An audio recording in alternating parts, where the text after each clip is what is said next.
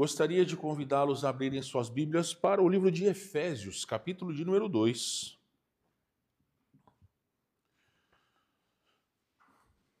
Uma passagem muito conhecida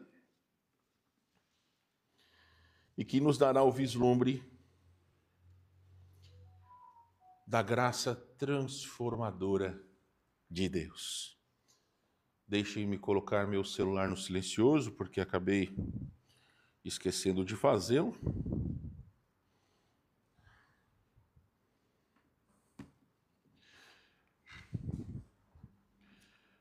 Vamos lá, meus irmãos queridos. Efésios, capítulo 2, versos de 8 a 10. Acompanhe, por gentileza, a leitura. Porque pela graça sois salvos mediante a fé. Isto não vem de vós, é dom de Deus, não de obras, para que ninguém se glorie. Pois somos feitura dele, criados em Cristo Jesus para as boas obras, as quais Deus de antemão preparou para que andássemos nelas. Feche seus olhos, baixe sua cabeça, vamos falar com Deus. Ó Deus Todo-Poderoso, nós agradecemos porque um dia enviaste o teu Filho a este mundo para dar a sua vida por homens, pela humanidade imerecida, dando a oportunidade de salvação àqueles que crerem em Jesus. Coloco, a Deus, o meu coração, a minha vida diante de Ti, para que Tu me uses como Teu instrumento. Eu oro a Ti que o Espírito Santo possa penetrar no mais profundo do nosso coração, penetrando nos mais diversos pontos, no mais profundo do nosso ser. Ajuda-nos, ó Deus, a quebrar os muros que nos separam de Ti. Ajuda-nos a enxergar o que há dentro de nossos corações, de nossas mentes. Faz-nos, ó Deus, enxergar a Tua graça, enxergar o Teu amor e viver uma vida digna de Ti. Nós agradecemos pela audiência que temos hoje, os irmãos presentes, aqueles que estão nos acompanhando pela internet, rogando que ao terminar esta noite, nós possamos decidir o que fazer das nossas vidas, que terminemos diferentes da maneira que nós iniciamos. É o que nós te pedimos em nome de Jesus. Amém. Quem está em casa, ele talvez não vai ver a imagem que nós vamos colocar, e talvez eu acho que nem aqui, porque está a transmissão lá. Mas se o irmão Salomão puder, só coloque a próxima imagem depois da parte das crianças, porque vai ser só uma imagem estática para falar sobre a nossa próxima pequena série de mensagens. Meus irmãos, nós vamos falar sobre a graça transformadora. Uma pequena série de 3 sermões, onde nós falaremos sobre o que é a verdadeira graça de Deus. Como infelizmente não há compreensão de muitos que estão dentro das nossas igrejas, e até mesmo de cristãos que não compreendem o que é a verdadeira graça de Deus. A palavra vai nos dizer que nós fomos transportados das trevas para a maravilhosa luz de Deus. Quem nos assiste pela internet, quando nós fizermos aí vamos dizer, a edição da imagem, esta imagem que está aqui nós colocaremos na capa da pregação no YouTube e no Facebook, você vai poder enxergar depois. Mas eu quero, meus queridos, começar fazendo uma pergunta a cada um de vocês. E também já adiantando que nós teremos muitos versículos para lermos hoje. Vou precisar da sua ajuda quando possível. Mas eu inicio perguntando o seguinte: a graça de Deus está transformando a minha vida e a sua, ou nós estamos apenas seguindo uma rotina religiosa? Novamente, a graça de Deus, ela está transformando a minha e a sua vida, ou nós só estamos seguindo uma rotina religiosa? São praticamente 28 anos, 27 para 28 anos, que eu frequento igrejas, que eu tenho contato com cristãos, em São Paulo, no Rio Grande do Sul, no Paraná, em vários lugares do Brasil, com vários tipos de pessoas, com vários tipos de culturas. E a grande compreensão que tenho, meus irmãos, é que muitas pessoas em muitas igrejas cantam hinos, frequentam cultos, mas vivem como se nada tivesse mudado. Vivem como se realmente nunca tivessem saído do mundo pelo qual aquele que creu em Cristo foi resgatado. E ainda dentro dessa questão, existem pessoas que confundem o evangelho de uma maneira perigosa. Muitos acham que podem viver sem obedecer a Deus e ainda assim herdar a vida eterna. Então, meus queridos, isso não é graça, isso é permissividade. Uma breve explicação que eu achei interessante e pertinente compartilhar: permissividade é um termo que se refere à tendência de permitir, tolerar ou aceitar comportamentos sem impor limites claros ou sem aplicar correções quando necessário. Então existem pessoas que ao frequentar a igreja, e aí nós não estamos falando de tempo, mas ao virem à igreja, talvez frente aos olhos do povo, agem como se fossem cristãos. Mas ao sair dessas portas, ao estarmos sozinhos, ou ao estarmos no ambiente onde nós ficamos despreocupados, que não vamos ver nenhum irmão em Cristo ou nenhum crente da igreja, nós realmente colocamos para fora aquilo que nós somos.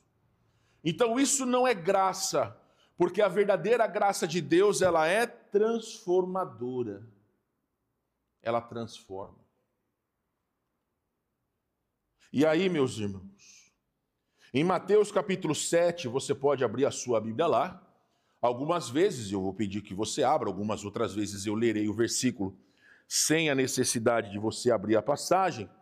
Mas Mateus capítulo 7, versos 21 a 23, Jesus ele vai nos alertar, dizendo que nem todo o que me diz Senhor, Senhor, entrará no reino dos céus.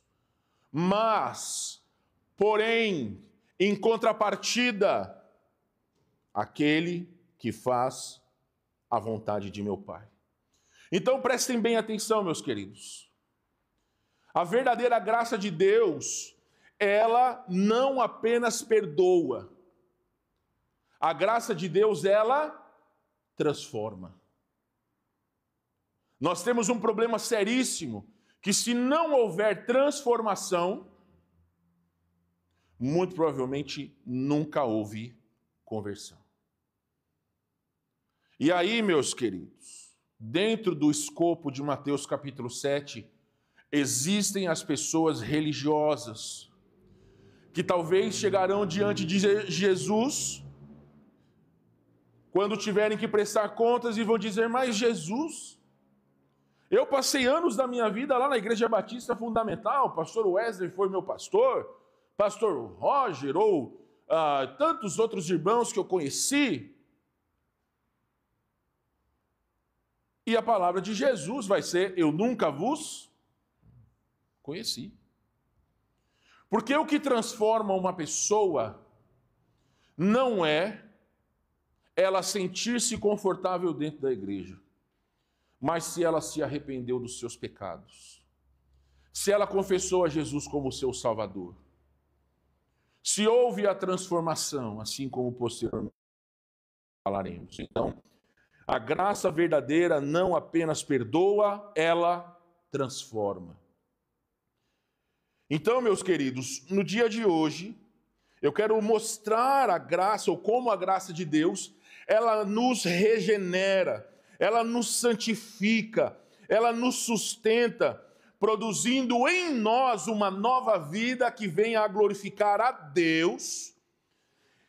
E eu quero, meus queridos, que ao findar hoje, você entenda pela palavra de Deus o que é ser salvo pela graça transformadora. Então, a primeira lição que nós podemos enxergar no texto que nós lemos, você pode voltar para Efésios capítulo 2. A graça que salva é um dom tridimensional. E eu vou explicar. Vamos ler novamente. Pela graça sois salvos mediante a fé. Isso não vem de vós, é dom de... É dom de quem? É dom de Deus. Então prestem bem atenção. Eu, vocês, ninguém fez absolutamente nada para que nós merecêssemos a salvação. Nós não fizemos absolutamente nada. E ainda, Cristo morreu por mim quando eu era ainda pecador, Romanos 5,8. Mas Deus prova o seu próprio amor para conosco, pelo fato de ter Cristo morrido por nós, sendo nós ainda pecadores. E ainda, meus queridos, a graça, ela não é apenas um perdão. Quando nós ensinamos que conversão começa com arrependimento, não é simplesmente Jesus me perdoa dos meus pecados, estou perdoado e vida que segue. Não. A graça de Deus é um dom poderoso que opera em 3 dimensões. A primeira delas, a graça, ela é regeneradora. João capítulo 3, versos de 3 a 6. Então, primeiramente, a graça de Deus, ela é regeneradora. Ela gera um novo ser. João, capítulo 3, versos 3 a 6. A isto respondeu Jesus: em verdade te digo que se alguém não nascer de novo, não pode ver o reino de Deus. Perguntou-lhe Nicodemos: como pode um homem nascer sendo velho? Pode, porventura, voltar ao ventre materno e nascer segunda vez? Respondeu Jesus: em verdade te digo, quem não nascer da água e do Espírito não pode entrar no reino de Deus. O que é nascido da carne é carne. E o que é nascido do Espírito é Espírito. Então, meus queridos, quando nós dizemos que a graça ela é regeneradora, Jesus ele deixou claro a um religioso que era Nicodemos, diga-se de passagem, um grande religioso. Jesus disse para ele que era necessário nascer de novo. Então, meus queridos, a graça de Deus, ela não apenas limpa a minha culpa. Como eu disse, quando nós nos arrependemos dos nossos pecados, nós clamamos a Deus que Jesus perdoe os nossos pecados. 1 João 1,7, o sangue de Jesus nos purifica de todo o pecado. Aquele que creu em Jesus, ele tem os seus pecados perdoados, porque Jesus e o seu sangue, o seu sacrifício, ele nos limpa dos nossos pecados.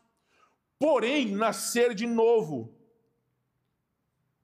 não é somente ter limpa a minha culpa, mas a graça de Deus me faz uma nova criatura. Alguém recita para nós aí 2 Coríntios 5,17.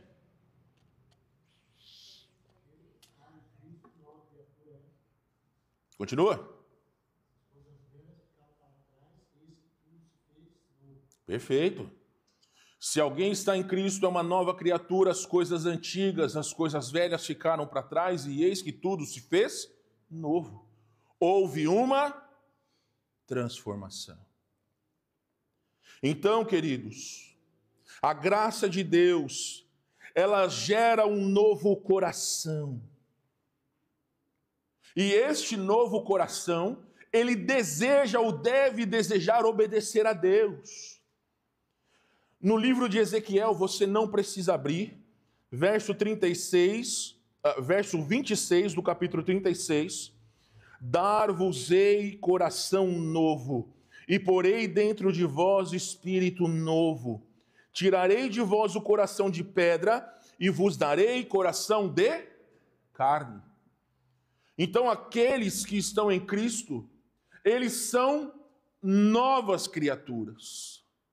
Há uma nova maneira de enfrentar este mundo mal.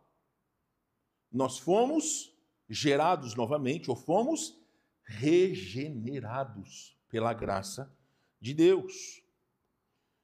Mas a graça, ela também não é somente regeneradora, mas é uma graça santificadora. Olha o que diz Hebreus 10, 14. Hebreus, capítulo 10, verso de número 14. Alguém leia para nós, por gentileza.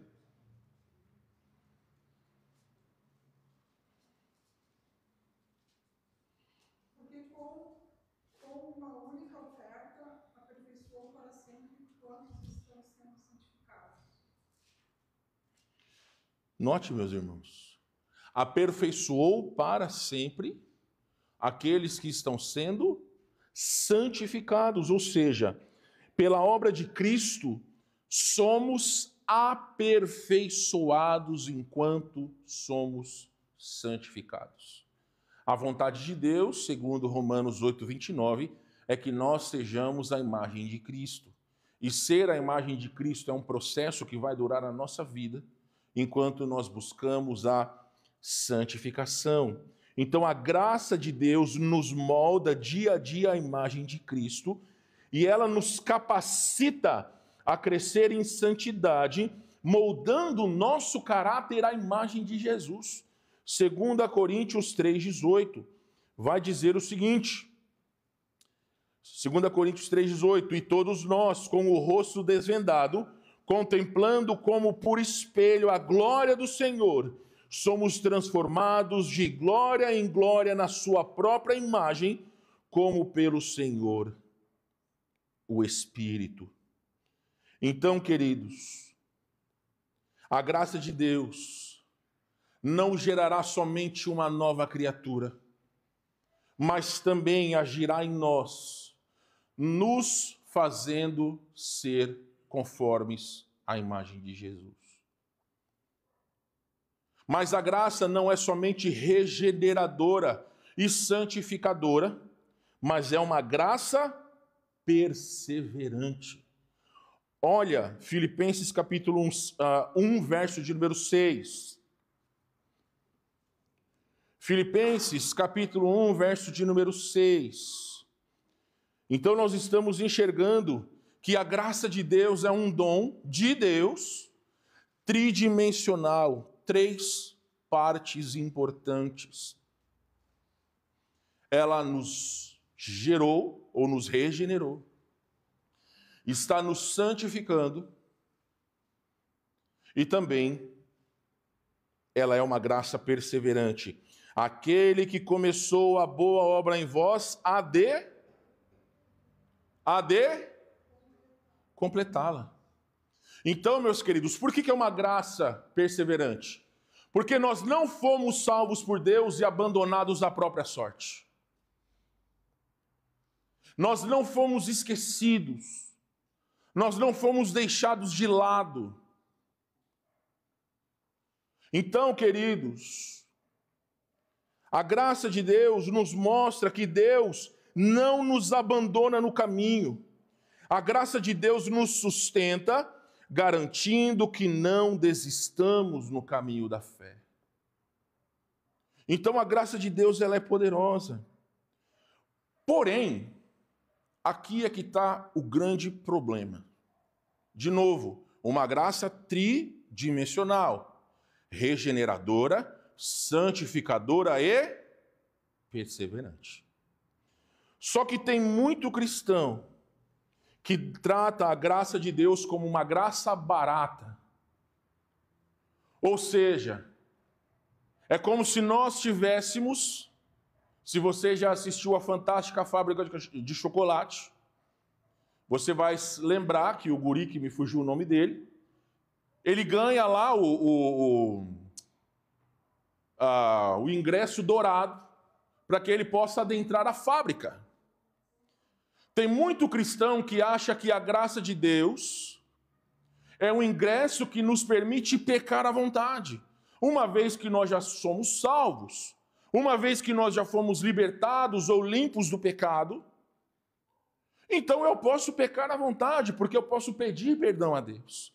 Essa é a graça barata, como alguns julgam que ela é, quando na verdade ela não é. É uma distorção da verdade. Então, queridos, a graça de Deus, ela regenera o meu coração, ela santifica a minha vida e me sustenta até o fim. Ela é completa, transformando o meu passado, o meu presente e o meu futuro. Então, é impossível alguém que está em Cristo, que não consegue vencer os seus pecados, que não tem prazer em servir a Deus, que não consegue enxergar na palavra, na meditação da palavra, na oração ou no serviço a Deus, não consegue enxergar satisfação. Muito provavelmente é porque nunca conheceu a graça verdadeira. E aí, meus irmãos, nós podemos imaginar a graça de Deus como um transplante de coração. Quando recebo um coração novo, não apenas sobrevivo, mas eu vivo de uma forma diferente, com uma nova energia e propósito. Alguém que passa por um transplante, ele passa de alguém que não consegue respirar, que não consegue viver, está internado, a sua saúde está por um fio, mas quando ele tem um novo coração, ele tem uma nova perspectiva. Os seus olhos se abrem para uma nova vida. Esse é o autêntico cristão. A graça me dá um coração que ama a Deus e que rejeita o pecado. Então, como que eu posso dizer a vocês que eu chego aqui e canto para Deus, tal qual estou, me aceitarás, e tu minha alma livrarás. E por aí vai. Tantos hinos que por vezes nós cantamos, dizendo a Deus que nós estamos aqui, ou que nós estamos exaltando o nome do Senhor, que nós amamos a Deus, mas ao sair dessas portas e desses portões, é como se nada tivesse acontecido. A nossa boca continua falando mentiras, muitos continuam falando palavrões, muitos continuam com as suas atitudes dentro do seu lar e no seu trabalho, como se nunca conhecessem a Deus. Muitas pessoas vivem como se nunca tivessem sido regenerados. Então, meus queridos, o maior problema, e é aí que nós precisamos nos perguntar a nós mesmos: eu realmente estou vivendo essa graça tridimensional? Será que eu realmente fui regenerado? Será que eu estou sendo santificado? E sobre isso a gente vai falar um pouco mais. Será que eu creio que Deus é comigo? Que esta é uma graça perseverante? Então, responda a si mesmo: a graça de Deus está mudando meus desejos, minhas palavras, minhas ações. Ou eu apenas estou contando com um perdão que não transforma? Porque alguém que acha que está só perdoado, ele não está nem aí para a transformação. Algumas coisas foram impactantes para mim quando eu conheci Jesus como Salvador, e uma delas foi que eu até hoje consigo contar nos meus dedos quantos palavrões eu disse sem pestanejar. 2 vezes. Em 27 anos. Agora tem crente que precisa lavar a sua boca com sabão. Tem crente que quando você olha, ele solta uma palavra que quando você vê assim, o seu ouvido até dói. Eu pergunto a você, todas as palavras que você fala, no âmbito familiar, no âmbito do trabalho, no seu colégio, você pode dizer para a igreja? Você pode dizer para os seus irmãos da igreja? Então notem como existe um abismo entre uma vida transformada e alguém que nunca fora transformado por Deus.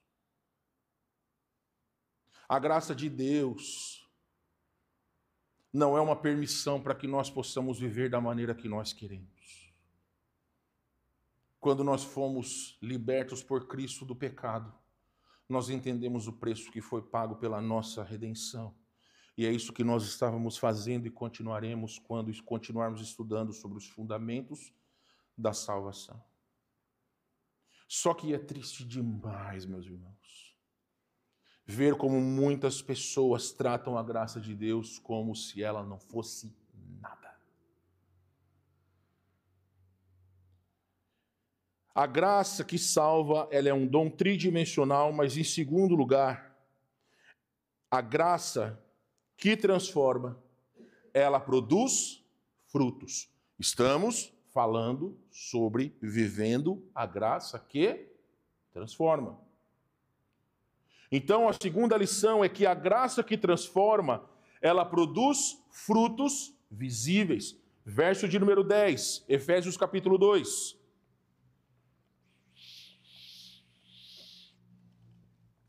Eu peço desculpas, eu notei uma vez que quando eu bebo água aqui, o pessoal que está em casa consegue ouvir água passando pelo canudo por causa do microfone aqui, mas eu realmente preciso da água enquanto prego. Peço as sinceras desculpas para quem nos assiste em casa, mas se faz necessário, tá bom?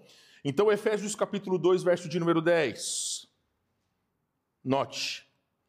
Pois somos feitura de quem?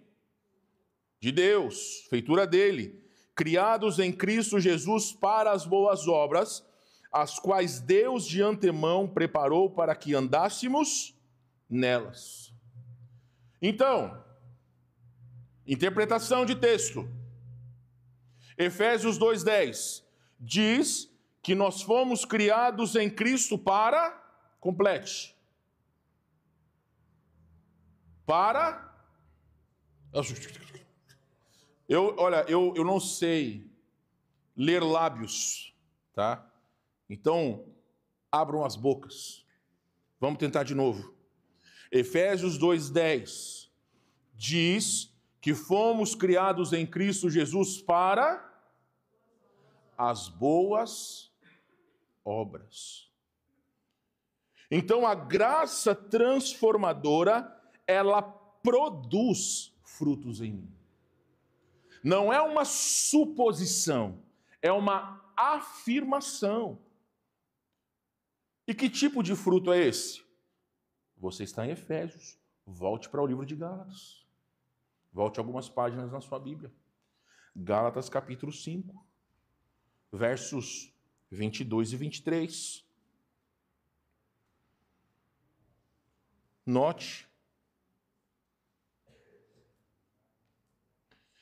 Mas o fruto do Espírito é amor, alegria, paz, longanimidade, benignidade, bondade, fidelidade, mansidão, domínio próprio. Contra essas coisas não há lei. Aqui nós temos o seguinte quadro. Nós temos duas espécies de pessoas. O crente que foi transformado por Cristo, mas o seu coração está tão distante de Deus que o fruto do Espírito não consegue ser visível na sua vida. É um crente que, em vez de amar, ele transpira ódio. É um crente que, em vez de ter alegria, ele tem tristeza, murmúrio. É um crente que, em vez de ter paz, ele semeia a contenda, a guerra. Em vez de ser longânimo, porque longanimidade, ela é algo que vem depois da paciência. Então é como se fosse uma paciência estendida. Em vez de ser paciente, é alguém impaciente. Em vez de ser benigno, é uma pessoa má. Em vez de ser bondoso, transmite maldade. Em vez de ser fiel, é infiel. Em vez de ser manso, trata todas as pessoas mal. E em vez de ter domínio próprio, ele não consegue dominar a si mesmo. Esse é um tipo de crente que, infelizmente, é muito comum. Mas também existem aquelas pessoas que nunca foram salvas. E que nem que se esforcem aos tantos, elas vão conseguir transmitir. Eu não estou dizendo dentro da igreja. É fácil nós amarmos dentro da igreja. Ô, irmão, que bom te ver. Tapinha nas costas. Ô, irmã, que alegria te ver. Mas e quando nós estamos lá fora? É dentro de casa. É como eu disse recentemente, todos nós temos aquele vizinho que grita. Ô, fulano, para de fazer amor! Todos nós temos vizinhos assim. Sabe qual é o problema? Quando você e sua família são esses vizinhos. Lá no seminário que nós estudávamos, as paredes eram tão finas, eram dormitórios de casados, que eles brincavam o seguinte: cada um, determinada matéria, tinha que treinar pregando de frente ao espelho.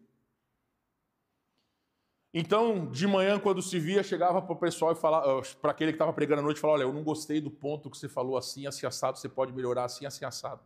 Porque dava para ouvir tudo. É aquele negócio, já ouviu? Grita baixo para que ninguém possa ouvir. Gritar baixo. Não existe isso.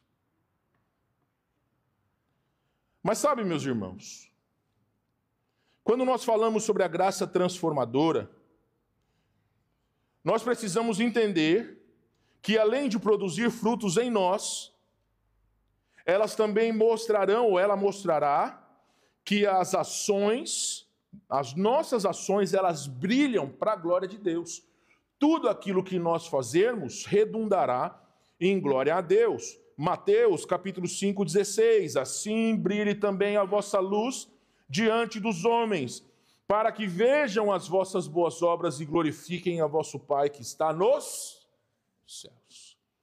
Lamentavelmente ontem, uma grande enxurrada varreu o estado do Texas, lá nos Estados Unidos, e num acampamento de jovens cristãos. Quase 20 pessoas, ou pouco mais de 20 pessoas perderam as suas vidas. Jovens e adolescentes cristãos. Essa notícia chocou o mundo, mas é interessante quando se coloca que era um acampamento cristão. Então nós sabemos que aqueles que lá estavam, infelizmente, morreram, mas abriram os seus olhos na presença de Jesus. Pior era, e lamentamos, aqui no Rio Grande do Sul, anos passados, quando pegou fogo na boate e mais de 200 pessoas morreram. Eu digo para vocês a questão do testemunho. Me lembro que quando recebi a notícia daqui do Rio Grande do Sul, no meu coração eu lamentei demais. Porque muitos foram os jovens que perderam a sua vida e talvez não tinham a sua esperança em Jesus. Mas o meu coração Não que ele se alegra, mas ele fica mais tranquilo ao saber que aquelas pessoas, aquelas gurias, aqueles meninos que perderam as suas vidas, eles estão contemplando a face de Jesus. Então a graça de Deus, ela nos dá uma nova perspectiva. E aí, meus irmãos queridos, Jesus, ele nos alerta em Mateus 7, 16 a 20, pelos seus frutos os conhecereis. Aqui atrás da igreja nós temos uma árvore de bergamota. Esse ano as bergamotas estavam bem meia boca. Só que você não pode ir na árvore de bergamota achando que vai dar laranja ou que vai dar limão. Eu não sou entendido em planta. Se não é a minha esposa, as plantas de casa iriam morrer. Mas eu sei, quando eu estou passando numa rodovia, eu consigo ver laranja ou bergamota. Eu não vou ver uma melancia numa árvore. Isso não dá. Então a Bíblia vai dizer, Jesus vai dizer que pelos frutos os conhecereis. Então uma fé genuína deixa marcas visíveis. Porém, meus irmãos queridos, quando nós olhamos os cristãos do presente, boa parte dos cristãos do presente, pessoas que se dizem cristãos, estão dentro das nossas igrejas, mas não há qualquer tipo de mudança. Nada. Absolutamente nada. São totalmente indiferentes. Pelo contrário, vão até piorando cada vez mais. Continuam com uma língua mentirosa, com cobiça no coração, pecados que acariciam como se fossem pecados de estimação. Abre sua Bíblia em 1 João capítulo 3, verso de número 6 a 9. 1 de João, capítulo de número 3, versos 6 a 9. Irmão Paulo, a tua Bíblia ela é corrigida, certo? Lê para nós, por favor. Qualquer que permanece nele não vive pecando. Qualquer que vive pecando não o viu nem o conheceu. Filhinhos, ninguém vos engane. Quem pratica a justiça é justo, assim como ele é justo. Quem pratica o pecado é do diabo, porque o diabo vive pecando desde o princípio. Para isto, o Filho de Deus se manifestou, para desfazer as obras do diabo. Qualquer que é nascido de Deus não vive na prática do pecado, porque a sua semente permanece nele, e não pode viver pecando, porque é nascido de Deus. A versão corrigida, eu creio que dá uma boa explicação sobre este versículo, mas eu quero ler também apenas o verso de número 9 na versão NVT, que vai dizer que aquele que é nascido de Deus não vive no pecado, pois a vida de Deus está nele, logo não pode continuar a pecar, pois é nascido de Deus. Meus irmãos, aqui nós temos uma linha tênue, que deixa claro que quem é nascido de Deus não vive na prática do pecado. Eu não estou dizendo que a pessoa que é nascida de Deus, ela não peca, ou que ela é perfeita. Não é isso que o texto diz. Mas deixa claro que não vive na prática do pecado. Ou seja, a graça de Deus que habita em nós, que habita em mim, me faz lutar contra o pecado, não me conformar com ele. É isso que verdadeiramente distingue o verdadeiro cristão para o cristão fake. Porque se nós entendemos que a graça de Deus nos faz lutar contra o pecado, nós não podemos nos conformar. Falei um palavrãozinho, estava vindo para cá e mandei o cara ir para aquele lugar. Todo mundo faz isso mesmo. O grande problema é, como eu lhes disse, não é aqui à frente de todos. é aquilo que nós somos quando não estamos à frente do povo de Deus. É que nós realmente colocamos o que há dentro dos nossos corações. Jesus, ele vai dizer que a boca fala o que está cheio, o coração. Então, aqui na igreja, você pode segurar ao máximo os seus instintos. Mas lá fora, nós colocaremos para fora aquilo que há dentro dos nossos corações. É por isso que, por vezes, existem crentes mentirosos. Não devia, mas tem. E aí você vai achar assim, pastor, mas uma mentirinha branca. Olha, meus irmãos, passou aí o tempo de declaração do imposto de renda. Será que todos nós fomos corretos nas nossas declarações? Será que todos nós fomos dignos, mesmo tendo que pagar a mais? Será que nós vamos buscar o jeitinho brasileiro para levar vantagem sobre as pessoas? O governo dá. E daí? Eu vou dizer uma coisa para vocês de cunho pessoal, sem criar nenhum tipo de problema. Eu realmente lamento pessoas que têm toda a condição de trabalhar e produzir, mas que ficam dependendo dos benefícios do governo. São pessoas que são acomodadas. Existem certas coisas que elas podem ser permitidas, mas elas não são éticas diante de Deus. Não é porque todas as pessoas fazem que nós devemos fazer. E aí, meus queridos, novamente, a graça que transforma produz frutos visíveis. A graça de Deus me faz lutar contra o pecado e não me conformar com ele. Efésios capítulos 4 e 5, Romanos capítulo 12, Gálatas capítulo 5. Tantas passagens que vão dizer que aquilo que nós éramos no passado, nós já não somos mais hoje. Vão mostrar como deve haver uma diferença em nós. Abre sua Bíblia para Hebreus capítulo 10, versos 26 e 27. Alguém leia para nós, por gentileza.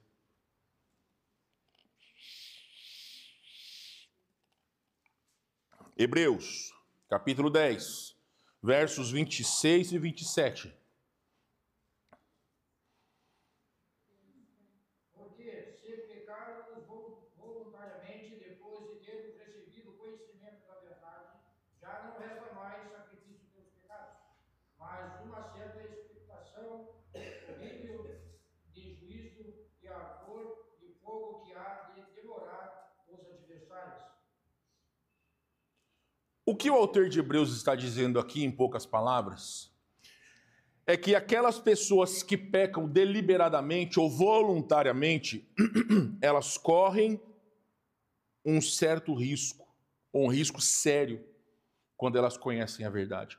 Eu vou usar aqui o irmão Salomão como exemplo. O irmão Salomão é o prefeito, é o professor dos jovens.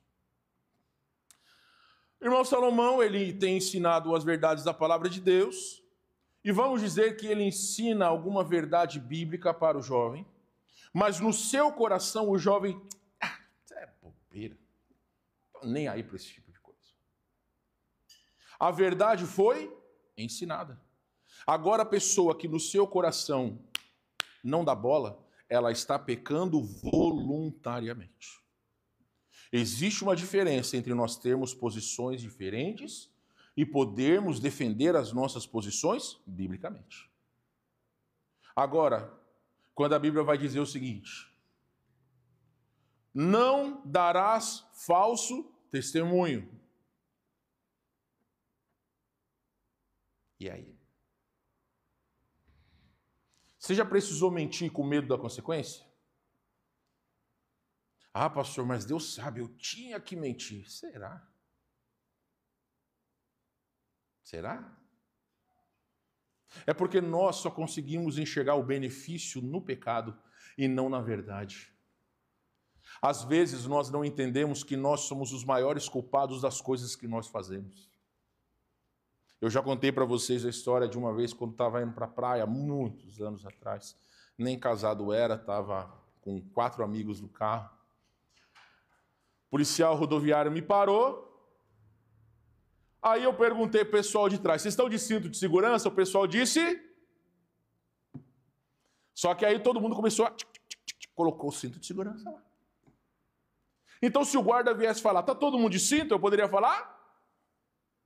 Tá. Mas eu disse, não estavam. Pela graça de Deus, tomei o esculacho do guarda, mas ele não me multou. Poderia ter falado o seguinte, não, tá todo mundo de cinto aqui. Aí o guarda vai olhar para mim e falar, ó, você é um ótimo motorista. Só que a minha consciência diante de Deus, ela vai pro buraco. Certa vez eu já lhes disse, hoje eu procuro ser íntegro quando eu ando de carro. Procuro sempre cumprir com aquilo que a placa me mostra. Se eu posso andar a 100, vou a 100. Se eu posso ir a 110, vou a 110. É claro que existem algumas placas que não têm explicação. Existem algumas, como por exemplo, às vezes eu me irrito quando estou na BR-101 indo para São Paulo, que tem uma placa lá, 100 por hora. 50 metros tem uma placa, 60. Pô, decide. É 100 ou é 80 ou é 60? A situação é a seguinte, o que é integridade? É fazer o que é certo quando ninguém está olhando. Aí você está sozinho lá na rodovia, ó, descendo o pé no acelerador. Só que a rodovia está lá dizendo que você só pode andar a tanto. Aí você pode dizer, mas eu não estou prejudicando ninguém. Você está prejudicando a si mesmo, o seu próprio testemunho. Então note, meus irmãos, nós não fazemos as coisas porque as pessoas estão olhando. Nós estamos fazendo as coisas porque nós amamos a Deus. Porque é uma consequência positiva da nossa salvação. A graça produz em nós o entendimento de que nós precisamos respeitar as leis, de que nós precisamos fazer aquilo que é correto diante de Deus, quando isso não for contra a palavra de Deus, mas enquanto é, precisamos respeitar. Então eu não posso pecar deliberadamente. 2 Coríntios 13:5 nos desafia, examinai-vos a vós mesmos se realmente estáis na fé. Paulo dizendo aos coríntios, então eu quero alertar a todos vocês, se a sua vida não mostra frutos, você precisa responder em seu coração, será que eu realmente estou na fé ou eu somente estou na igreja? Porque são duas coisas diferentes. Você pode estar na igreja e na fé, e você pode estar apenas na igreja. E aí, como Jesus ele disse, pelos frutos os conhecereis. Muitos filhos de cristãos recebem a Jesus depois de anos a fio. Porque a diferença é que, como por exemplo, eu e minha esposa, nós fomos salvos por Jesus enquanto nós tínhamos uma vida no mundo.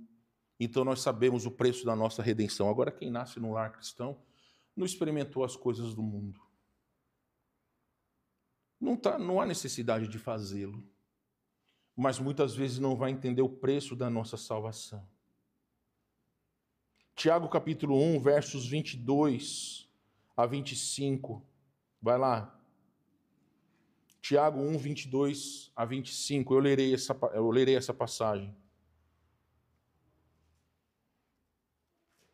Tornai-vos, pois, praticantes da palavra e não somente ouvintes, enganando-vos a vós mesmos, porque se alguém é ouvinte da palavra e não praticante, Assemelha-se ao homem que contempla no espelho o seu rosto natural, pois a si mesmo se contempla e se retira e para logo se esquece de como era a sua aparência, mas aquele que considera atentamente na lei perfeita, a lei da liberdade, e nela persevera, não sendo ouvinte negligente, mas operoso praticante, esse será bem-aventurado no que? Realizar. Nós passamos um mês, 6 semanas para ser exato, então mais de um mês, ensinando sobre famílias. Começamos hoje os deveres dos cônjuges. Se você estava aqui de manhã, qual que é o dever nosso diante de Deus? Fazer o nosso cônjuge feliz, certo? Eu estou dizendo isso para vocês por quê? Porque a palavra de Deus ela é pregada. Só que muitas vezes não encontra morada em nossos corações. Existem pessoas que, como falamos, comparecerão diante de Jesus e serão lançadas no inferno porque nunca conheceram Jesus como Salvador, nunca o conheceram como Senhor. Estavam sentados nos bancos da igreja, talvez eram filhos de crentes, talvez eram pessoas que ofertavam, que cantavam no coral, pessoas que frequentavam a igreja por anos a fio, mas nunca foram transformadas por Jesus. Porque ser transformado por Jesus faz de nós novas criaturas. Então não somos apenas ouvintes. Eu expliquei aos irmãos sobre a necessidade de nós nos amarmos mais. O casamento é isso. Eu amo a minha esposa. E a realização da minha vida deve ser não eu ser feliz, mas fazer a pessoa que eu amo feliz. Essa é a vontade de Deus. Agora, se eu vivo num lar aonde eu semeio outras coisas que não a vontade de Deus, eu não vou alcançar esse ideal. Então, meus irmãos, na nossa igreja a palavra ela é ensinada, mas ninguém é obrigado. Mas eu garanto a todos vocês que todos aqueles que se aplicarem em fazer a vontade de Deus, inclusive este que vos fala, como Tiago está dizendo, aquele que não for somente ouvinte, mas for praticante, será bem-aventurado no que realizar. Você crê nisso? Sabe de quem depende a sua felicidade? Sabe de quem depende a sua satisfação? Você vai falar, de Deus. Não. Depende de você. Sabe por quê? Porque a obediência é a consequência positiva daqueles que amam a Deus. E se nós formos obedientes, o que nós receberemos de Deus? Você vai falar, bênçãos. A maior bênção que nós temos de Deus é conhecê-lo. É ter intimidade com Deus. Antes de começar, eu fui ali fora pedindo, Senhor, usa minha boca, usa minha vida, para transmitir com integridade a Tua palavra, falando com Deus, como se Ele estivesse ao meu lado. E é esse mesmo Deus que nos ouve nos momentos de aflição. É o Deus quem nos sustenta. É o Deus quem está do nosso lado, cada dia das nossas vidas. Pergunte-se, queridos, que frutos a sua vida está produzindo? As suas palavras, o seu temperamento, as suas escolhas refletem Jesus? Que fruto que você está mostrando? Se não há mudança, é hora de examinar se realmente estamos vivendo a graça transformadora. Que é um exemplo bíblico, não temos tempo para ler. Mas posteriormente você pode ler Lucas 19, de 1 a 10. Vai falar sobre a história de um grande homem de Deus que era pequeno, Zaqueu. O encontro com Jesus transformou a vida dele. Ele era um ladrão. Quando ele encontrou Jesus, ele quis restaurar 4 vezes mais as pessoas que ele havia feito mal. Aqui a gente não está pregando teologia da prosperidade. Dá para Deus, você vai receber 4 vezes. Não é isso. O que nós estamos ensinando a vocês é como Cristo transforma a vida daquele que o encontra. Novas atitudes, nova maneira de enxergar. Em terceiro e último lugar, a graça de Deus nos chama à disciplina e à intencionalidade. Explico, calma. A transformação, ela não acontece como um passe de mágica. Perdão. E não vos conformeis com este século, mas transformai-vos pela renovação da vossa mente, para que experimenteis qual seja a boa, agradável e perfeita vontade de Deus. Transformai-vos para. Entendeu? Consequência, experimenteis a boa, agradável e perfeita vontade de Deus. Caso não haja transformação, não há como experimentar a boa, agradável e perfeita vontade de Deus. Então, Romanos 1 e 2 nos chama a oferecer a nossa vida como um sacrifício vivo e a ter uma mente renovada. Olha, vocês, eu sei, é a febre do momento, a moerada gosta desses coreanos, desses doramas, eu não vejo graça nessa porcaria, prefiro assistir desenho, não gosto disso, mas tá bom, vocês gostam, azar de vocês. Eu estou dizendo isso por quê? Olha, meus irmãos, não há problema de você gostar desse negócio. Agora vamos imaginar o João. Vamos dizer que o João gosta de dorama. E aí o João vem no domingo que vem com a cara toda cheia de pó, branco, né? Porque os coreanos tudo branco, parece que viram fantasma. Cabelinho lambido. Olhando assim para as meninas da igreja. Aquele olhar 43. Eu estou dizendo isso para vocês por quê? Porque às vezes acontece isso. Às vezes existem certas coisas, certos gostos que transformam as pessoas. Se você gosta de um time de futebol, você vai usar a camisa do time de futebol, você vai defender o seu time de futebol. Então, certos gostos, eles transformarão as nossas vidas. Eu digo isso, queridos, por quê? Porque quando nós nos oferecemos por sacrifício a Deus e nós procuramos renovar a nossa mente, isso vai transformar a nossa vida. Não vai ser um gosto, não vai ser algo passageiro, vai ser algo duradouro.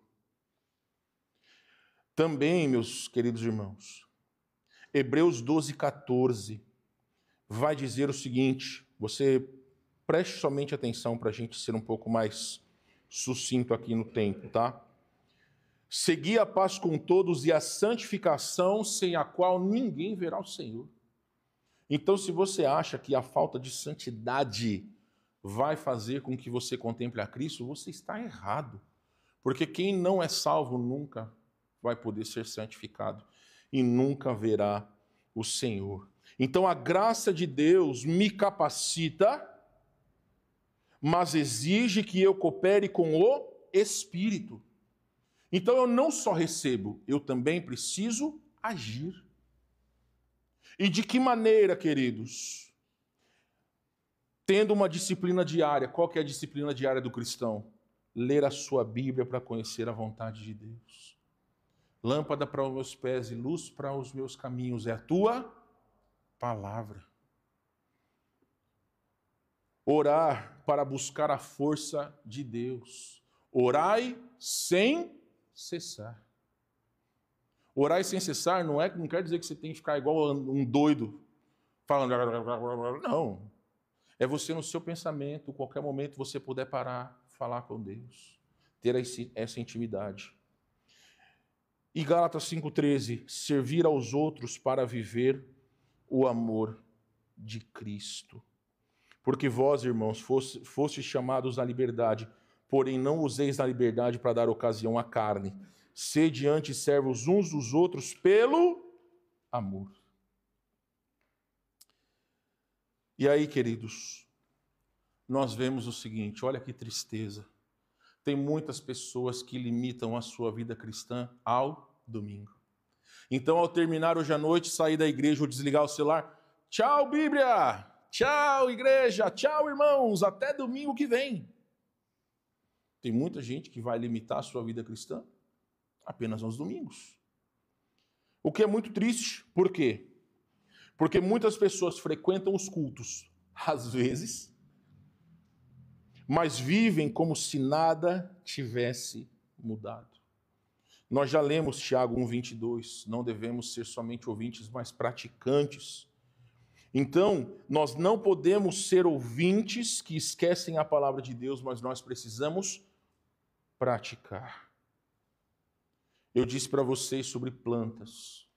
Aqui na igreja tem algumas pessoas que entendem de plantas. Mas entende. Quando nós viajamos, geralmente deixamos aí Eduardo e Fernanda para cuidar das nossas plantas e vice-versa. Imagine que eu passe com a minha família um mês fora e o Eduardo só vai lembrar de regar a planta no último dia quando eu chegar.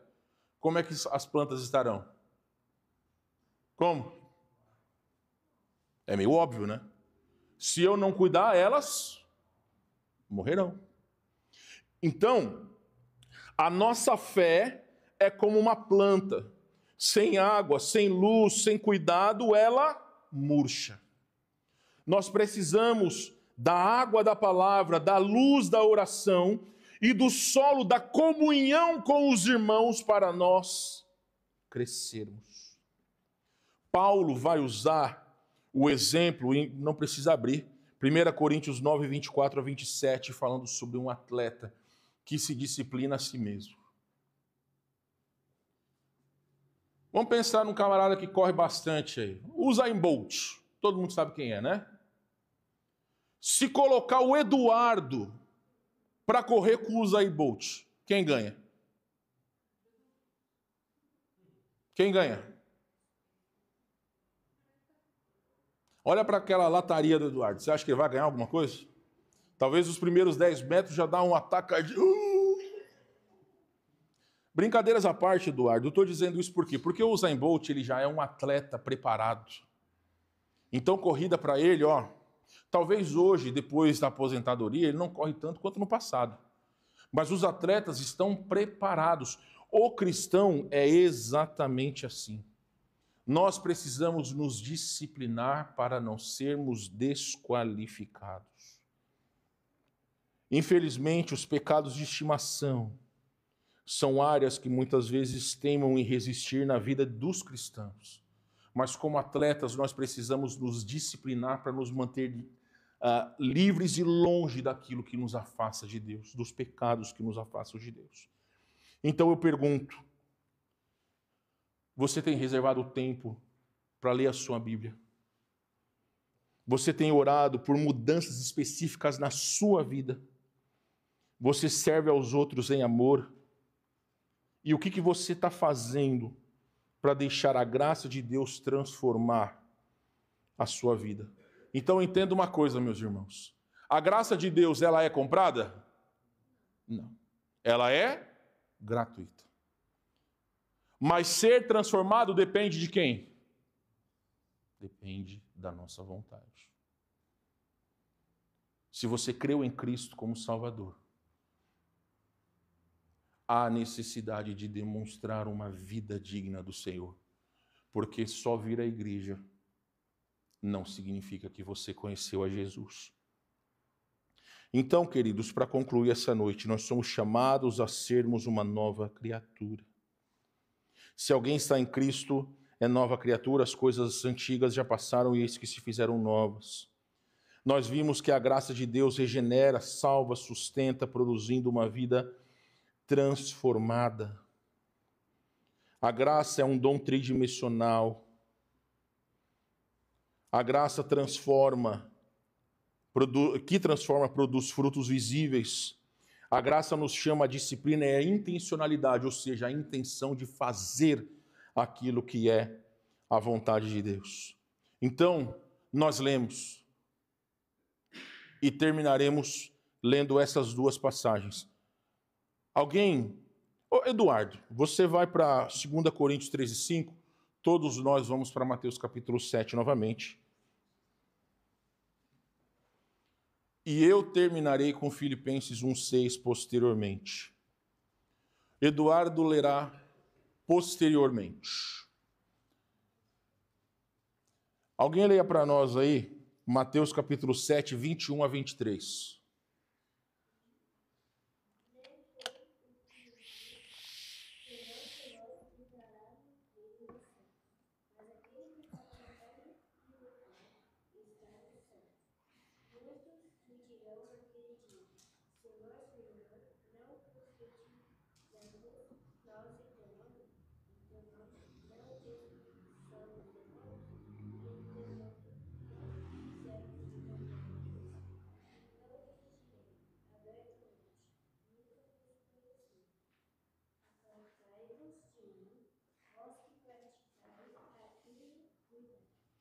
Então muitos dirão naquele dia: eu não fiz coisas em seu nome, Senhor. A resposta será: nunca vos conheci. Certa vez eu dei um exemplo. Todo mundo conhece quem é o Neymar, certo? Só que se eu chegar para o Neymar e falar: ô Neymar, você conhece o Alex? Que mora lá em Viamão? E aí, Alex, ele te conhece?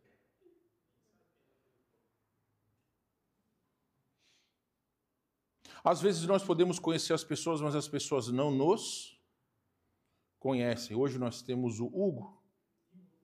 Igor. Sabia que era com H. É com H. Beleza. Mas ele não nos conhece. Se eu chegar e falar: Igor, Paulo que está atrás de você, ele gosta de Pepsi ou de Coca? Você vai falar: de Pepsi? Aí eu vou falar: você acertou. Mas hoje você não sabe porque você não o conhece. As pessoas podem saber o seu nome, mas as pessoas não conhecem os seus gostos.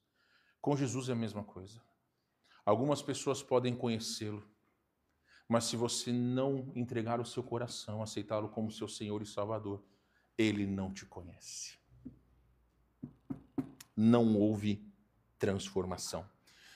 2 Coríntios 13, 5, Eduardo. Não que sejamos capazes, por nós, de pensar alguma coisa, como de nós mesmos, mas a nossa capacidade vem de Deus. Olha, queridos, eu quero lhes dizer o seguinte: eu posso ser membro da igreja e não ser uma nova criatura. Eu posso cantar hinos, como nós cantamos no início do culto, e não ter sido regenerado. Eu posso conhecer o nome de Jesus, mas não conhecê-lo de verdade. Então, essa noite, eu quero terminar com algumas perguntas.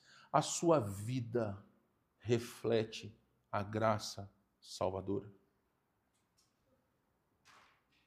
Porque é como a imagem traduz. Nós fomos tirados, como diz o salmista, de um lugar terrível, indo para o reino do amor de Deus. É uma transformação incrível. Não há como nós sermos inertes àquilo que Jesus ele fez nas vidas daqueles que foram salvos.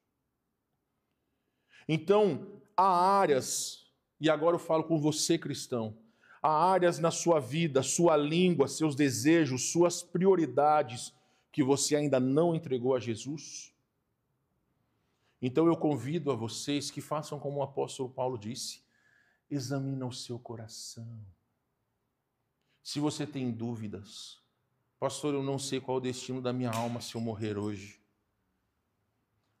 Ore, abra sua boca, peça a Deus: Senhor, abre o meu entendimento. Mas também ore: Senhor, será que realmente eu tenho sido o filho que realmente o Senhor quer que eu seja? Será que eu tenho sido o cristão que o Senhor quer que eu seja? Nós precisamos colocar isso diante de Deus. Agora eu também advirto a você: se nós que convivemos contigo não vemos frutos na sua vida, talvez é hora de você se render à graça de Deus, que faz novas todas as coisas. Eu, minha esposa, frequentamos a Igreja Batista Nova Vida por anos. Eu cheguei lá em 1998, mas eu só entreguei a minha vida a Jesus em 2004. Nesse meio tempo eu pregava, eu regia, eu estava no seminário, mas eu não conhecia Jesus como Salvador. Eu achava que sim, mas Deus me deu a convicção de que não. Talvez hoje à noite esteja em nosso meio alguém que nunca foi salvo por Jesus. E aí, queridos, nós não sabemos qual o dia de amanhã. Essa semana faleceu um jogador famoso num carro de 4 milhões de reais, que talvez ele achava que era super seguro e lamentavelmente ele faleceu. Isso mostra para nós que a nossa vida é como um sopro. Nós não sabemos qual é o dia de amanhã. Não precisa abrir Filipenses 1,6. Estou plenamente certo de que aquele que começou a boa obra em vós há de completá-la até o dia de Cristo Jesus. Então, queridos, se você já entregou a sua vida a Jesus, a obra que começou em nós, Jesus há de completá-la. Nós não estamos sozinhos nessa jornada. A graça nos capacita e nós, como povo de Deus, temos que ajudar uns aos outros a crescer. Então, a sua felicidade depende de você. Render-se a Jesus. Clamar ao Senhor por transformação, ou talvez até mesmo por salvação. Feche seus olhos, baixe sua cabeça. Você que está em casa da mesma forma, feche os seus olhos, baixe sua cabeça, apenas ouça a minha voz, porque somente você e Deus conhecem o seu coração. Eu não os farei levantar-se do seu lugar, eu não os farei fazer qualquer movimento que indique alguma decisão, mas eu gostaria que você refletisse no seu coração e examinasse a sua vida. O que te moveu a sair da sua casa e vir a esta igreja hoje?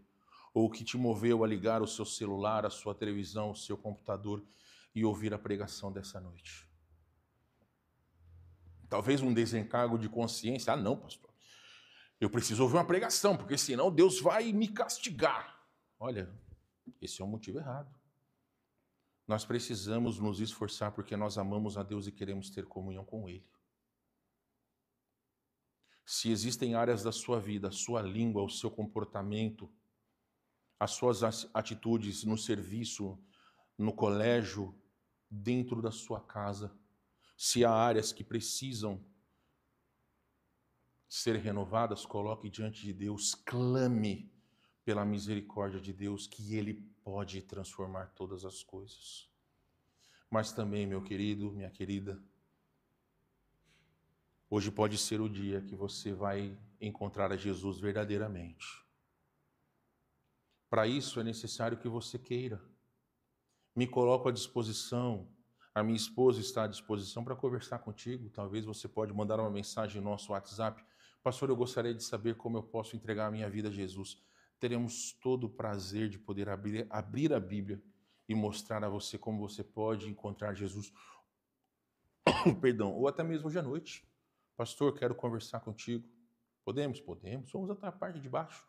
Podemos conversar. Temos o interesse de fazê-lo sair daqui com o seu coração reto diante de Deus, com a alegria de poder servi-lo, Senhor. Abre o nosso coração, ó Deus. Penetra no mais profundo da nossa alma. Tira de nós aquilo que tem nos amarrado a esse mundo. Cria em nós um coração que queira te servir. Aviva as nossas famílias, aviva a nossa igreja. Cria, Senhor Deus, o amor que por vezes nós temos esquecido pelos nossos irmãos em Cristo, pelos nossos familiares e por Ti. Salva, Senhor Deus, cura os corações. Que nós possamos viver cada dia como se fosse o primeiro dia que encontramos a Ti. Queremos render graças ao Senhor em nome de Jesus.